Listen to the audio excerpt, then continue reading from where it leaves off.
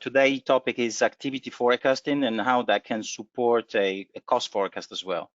So the first slide is really to set the scene of the group, Orange Group, which former name was France Telecom, changed in 2013. So a very large, as you probably know, telecommunication operators, 42 billion revenues in size. Today's topic will focus, though, on a specific organization within the group, which is called GDO, Global Delivery Operations International, which is, as you can see, the smaller circle at the center of the slide, which belongs to the international division. We are talking about a 300 million organization within the Orange Group. So what does this division do? And do we see that in the next slide? Thank you. So we are talking about 4,500 people, roughly. Logistically and from a geographical point of view, scattered across the globe, mostly in Europe, but also many people in our multi-service centers in India, Egypt, and Brazil as well. What do?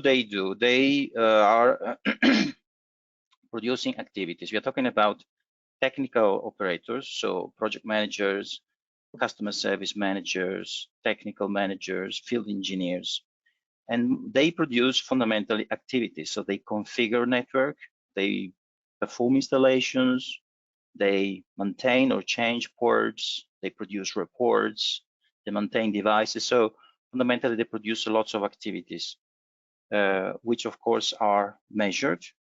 Now, why are these activities so important? Because in order to perform the activities, we need a number of people to support it. And once we know how many activities we have to forecast, we know the number of people we will need to perform these activities. Hence, we will know the cost. So that's the way to produce the cost forecast for us for this division. Now, the question is, how do we predict these activities? And this is the process which to us represented an issue, and we were trying to improve, and I'll walk you through that in a minute. So in the next slide, you will see how we used to do that. So the starting point was the revenues.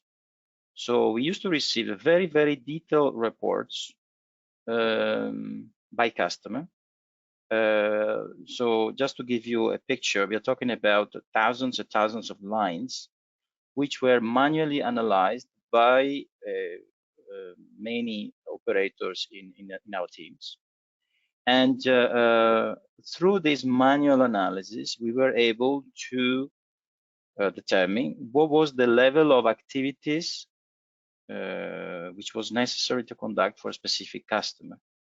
By combining all these activity forecasts, we were kind of putting together this overall forecast, which then we utilized to determine the headcount, hence the cost forecast.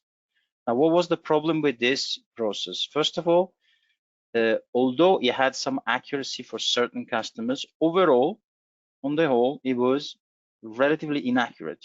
So it could provide the wrong information at times.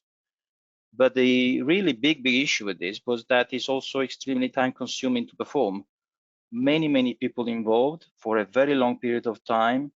It was a very, very cumbersome exercise. As a result of that, it was not replicable. It's something we could do once a year for the budget as an extra effort, if you like, but it was almost impossible to replicate the rest of the year.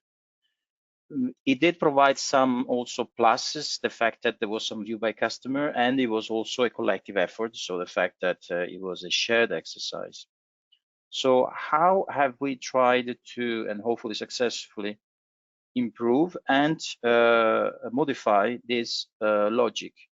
And to do that, we have fundamentally gone back and produced historical data for the previous 5 years. And we have identified specific, this time, revenue streams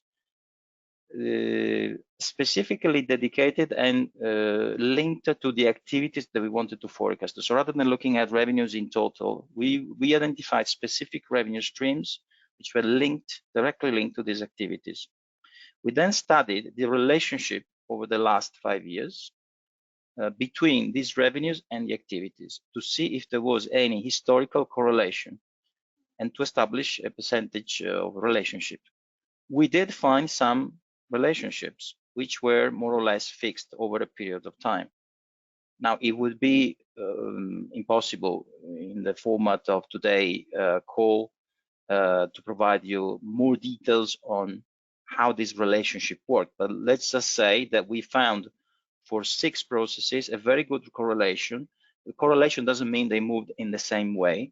It could be that while the revenues were increasing, activities were decreasing, or the other way around. It doesn't matter for this purpose. But we did find this relationship. Now, once we were getting hold of these relationships and apply them to the new revenue forecast, there you go. We had a forecast done of the activities much quicker, an evolution that was readily available to then produce the headcount and the cost forecast. So overall, this process was definitely more accurate. So that was really the first outcome. We gained massive efficiencies, and we will see later also some quantification around what these efficiencies were, thanks to this the use of this historical relationship. Fast productions, which means that this was replicable. So we don't do that once a year, but we can do it twice a year or 3 times a year. It doesn't cost as much as before.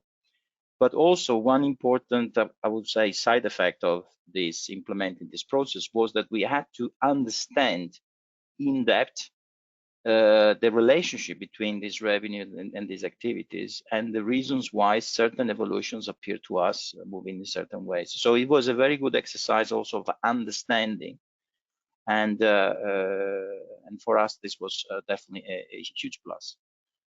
Of course, this process has also some negative side, the fact that there is no necessarily customer view, and this link you will see later in the presentation of Prodromos, the fact that there is it's necessary to have a change of mindset and the change of process, which is fundamental to improve and to change this approach. On the side of the tooling, we have employed Excel, so we didn't necessarily create a new tool, but this is something we are working on. So going back to which challenges, and going back to the challenges that were presented by Hans earlier, and also I think the challenges that in general organizations face. How did we face them and how do we try to improve? So first of all, efficiency. So we have, like I said, and there is a quantification there, managed to make the process much more efficient. As a result of that, flexibility and speed. So we are able, like I said, to replicate this much quicker. Hence, we can do that several times a year. Challenge that was mentioned earlier, data quality and ability to understand the data. There is no way to getting away from the fact that data quality is always and will always be an issue. So we did find when we were studying the relationship that sometimes the quality of data might be a bit lacking, but this was a good exercise to understand how to also overcome these type of issues. And in order to complete this exercise, it was a key to have the necessary skills on board. First of all, to understand this relationship, we needed to understand in depth the business, the operations. Some experience was necessary in terms of model it, and we also partially used some artificial intelligence, this in order to help us in the analysis of seasonality. The exercise was still driven, I would say, manually, but we did employ some artificial intelligence tools just for this specific topic.